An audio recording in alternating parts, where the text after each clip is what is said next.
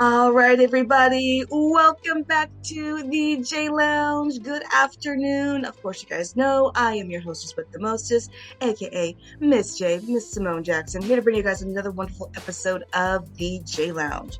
Of course, you guys know the J Lounge is where we have celebrities, where we have actors, directors, you name it, they all come down here and they all have a wonderful time. As per normal, I'm very excited to be introducing my next guest. He is a author, he is a writer, he's here to talk about his passion, his work. I'm very excited for you guys to get to know him. Everyone, please give a warm welcome to DeRique Bell. Hi, DeRique. Hey, how's it going, Simone? It's going well, it's going well. The sun is shining, the sky is blue. I can't complain. How about you? Oh, wonderful weather here in Georgia. I am excited. Well, I appreciate you coming on here today. I'm going to go ahead and fire the first question at you here, Derek. I want to know what began your passion for writing? My passion for writing started honestly from young. It was the one thing I was good at. I've always had a vivid imagination, so I've always written stories even as a child. I was published in a few books through schools and just different organizations. So the drive for and the passion for writing just came from just being so creative. Like I have these worlds that exist in my mind that just need to come out. Yes, as a true writer would, you have worlds that exist in your mind that you just need to release. Absolutely. I get it.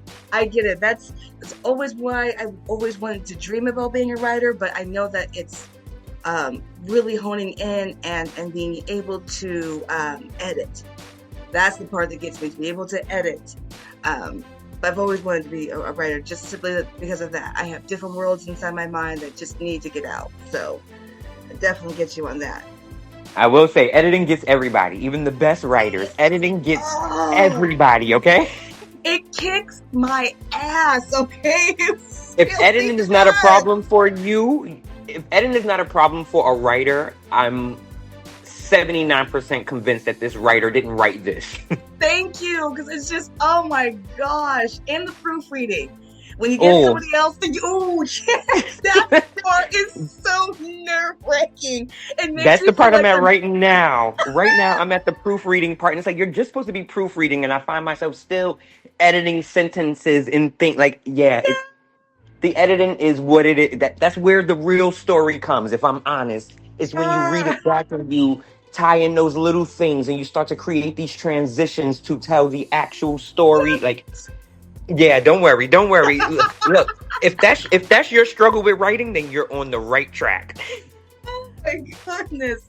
With the proofread, I always feel like I'm back in school waiting for the teacher to, grade your First work. draft, final draft, a second draft. Uh huh.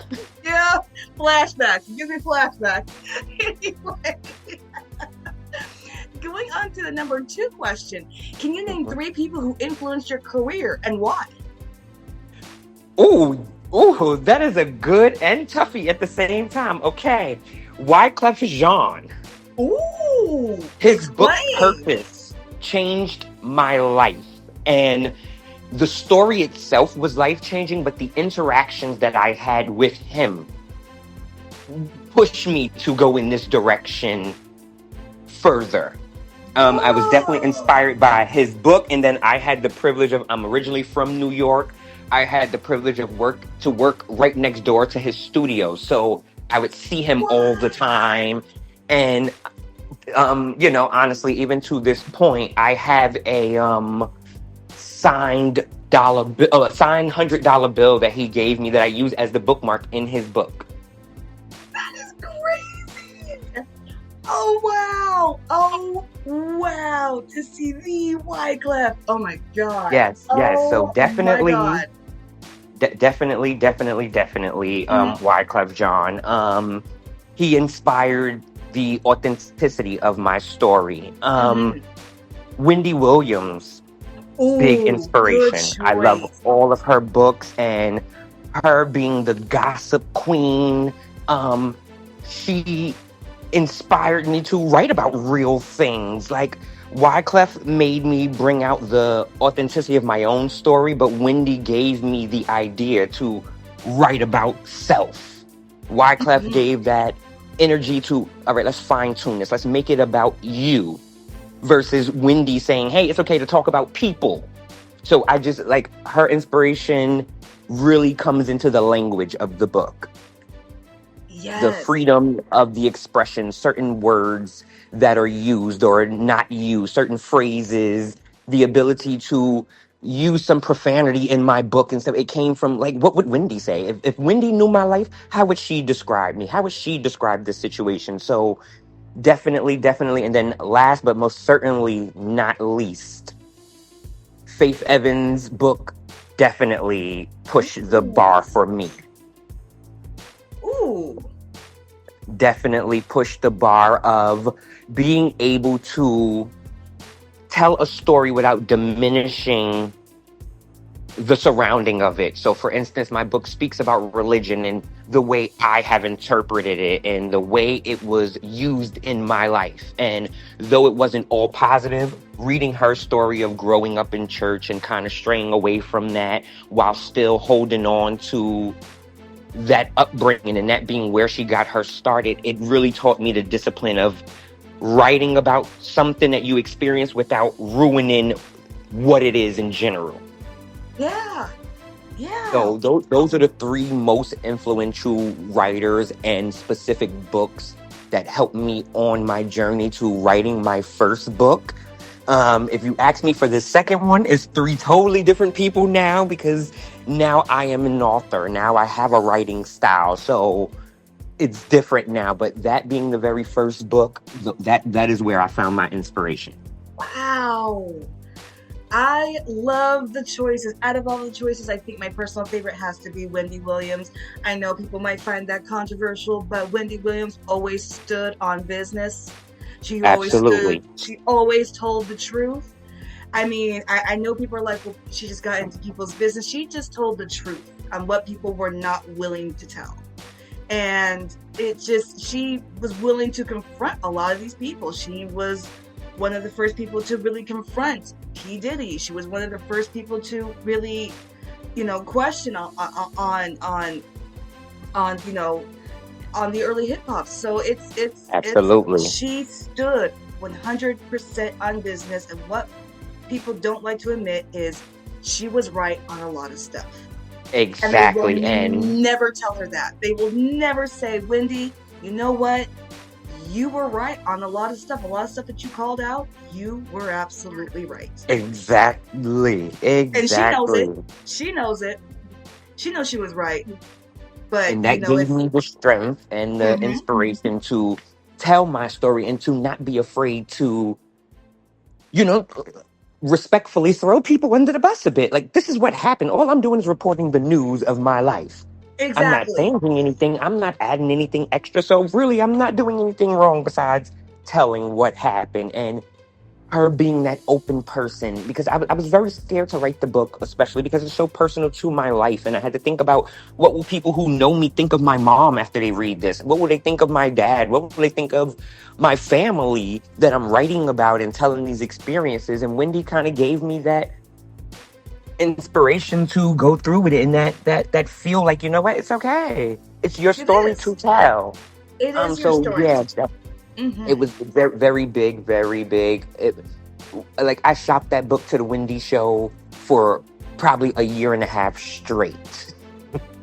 I don't A blame you year because, and a half hey, straight mm-hmm. I get because I you. just felt like that would have been a place to debut the book and to be sitting in front of one of the inspirations for it. Like I just felt like that would have really been amazing. So yeah, I shot my Yeah, shot at Wendy a couple times. I get it. But how Wendy puts it in the book is absolutely right. Your truth is your truth. Your story is your story. How it makes people look, that's really honestly not on you. Your Hmm. experience is your experience, and whether that paints somebody in a bad light, we're not we all are heroes and villains in somebody's story. So we just have to be able to admit where we are the villain and just be able to learn and move on. It's just Yep. it is what it is. And that's the context of the second book right there. Your whole, what you just said is the context of the second book. It is now we have released this first book. Who can stay around? Who's willing to stay? So it's called Sometimes Sorry Is Not Enough. And True. it just speaks to the balance of those relationships. When you go through things with people and you have these experiences, yeah, sometimes people do apologize. And sometimes you can accept that and still keep your distance. Sometimes you can accept that and rebuild. But it's all about the most important word, sometimes. So, yeah, book two really speaks about that and where I am in my relationship with these people post book one. Hmm. Yeah, I get you. I get you. Oh my goodness. I love it. I absolutely love it. Going on to the next question, DeRique, I want to make sure my audience follows you, keeps up with your book and everything. Where are you on social media? All right, I'm building a social network. Okay, like TikTok, it took a while for me to get used to, but by DeRique on almost every platform you can think of. Just BYDERIQUE everywhere. It will pull up my master page for every site, and then you'll be able to find the bookshelf and just all the other things. But by DeRique everywhere is where you'll find me. Excellent. And of course, you guys know I highly encourage my audience. Make sure you follow DeRique Bell on TikTok, on pretty much all social media. Make sure we are giving a like, giving a follow, giving a shout out. We're supporting his book. We're supporting his writing. We want to make sure we support his story, his voice. So make sure we are giving our support and just making sure that we're following and keeping up with all upcoming DeRique Bell's work. Okay, make sure we're doing that. Going Thank on you. to, of course. Going on to the next question, what future projects are you currently working on? I know you mentioned your upcoming book, but what other future projects are you working on that you can give a little dish about to the J Lounge audience? Okay, well, let's use this time to say that when we complete book two, which is at this point maybe 2 weeks out, to head to the actual editor for final revision, we are working on turning this book into a comic book. We want to do an animated cartoon strip of the book. We are releasing a clothing line, a support group, a skincare line. Like, this book is a movement. It is going to cover all bases of your life. So there will be a skincare line dedicated just to this book and finding the ingredients and the necessary items to create this skincare line came through this book and came through the travels of this book. So it will be very personal to the story. Support group. We're working on a support group. Right now, we're working with GMHC out of New York. I'm currently based in Atlanta, so I'm looking for some organizations out here. But we want to get a support group going for people who need that outreach, who need that support and need a community feel. We're definitely working on that. And yeah, it will come with a clothing line to support the support group. Oh my goodness, you are right. This book don't take every aspect of someone's life. Book, Uh, we're, clothing uh, we're, line, we're, we're we're skincare. trying. We're trying. I'm gonna be releasing a casting call so we can start trying to fill these slots to get the promo done for the book itself. We're doing visual projects for the book. Yeah, like, yeah, everything is the book. Everything is the book, but it's gonna go in so many different ways, and I'm just so excited for people to read this book. And for the new readers, I hope it encourages them to go backwards and read the first one. But the writing style of this one, I'm just so, this is the proudest thing I've ever done, this book, and I just cannot wait for the world to read it. I can't wait to see the impact that it has on the world. I cannot wait to see the people on these book tours, and I'm just really excited for what this book can do for the world. Just like with the first book, I tell everybody this book is everybody's story. It's just told through my experiences.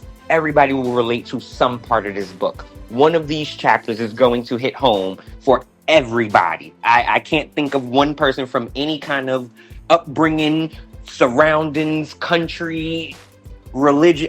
I can't think of anybody who won't be touched by at least one of these chapters. Right. Oh my goodness. Oh my goodness. I'm excited for you. Make sure you keep us here posted at the J Lounge. We want to make sure that we're doing our part in supporting you and getting the word out if we need be. So make sure you keep us posted.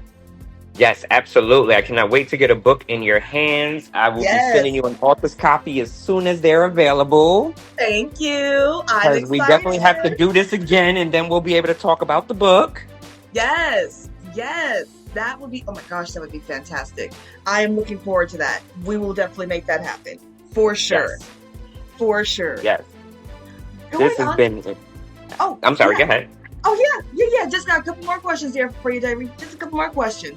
Um, what what goals do you hope to accomplish in your career that you haven't yet? I want my own publishing house. I want to give indie authors better options. I self-published my first book, because it was just so hard to get these houses to take me seriously. Mm-hmm. So the one thing that I want to be able to do is to create a publishing house and a network for indie authors to have that space and that platform that these other people try to charge you thousands of dollars for, to promote your book and to even read it, to see if they, if they want to take it on. So I want to create that space for indie authors. That is my goal. That is my professional goal from this, is my own publishing house. Yes, speak it into existence. That's what I love to hear. That will Outside of definitely happen. that, Mm-hmm. I want to get back into my baking company. I have a baking company, DeRique's Oh, Bakehouse. We specialize in alcohol infused baked goods. what?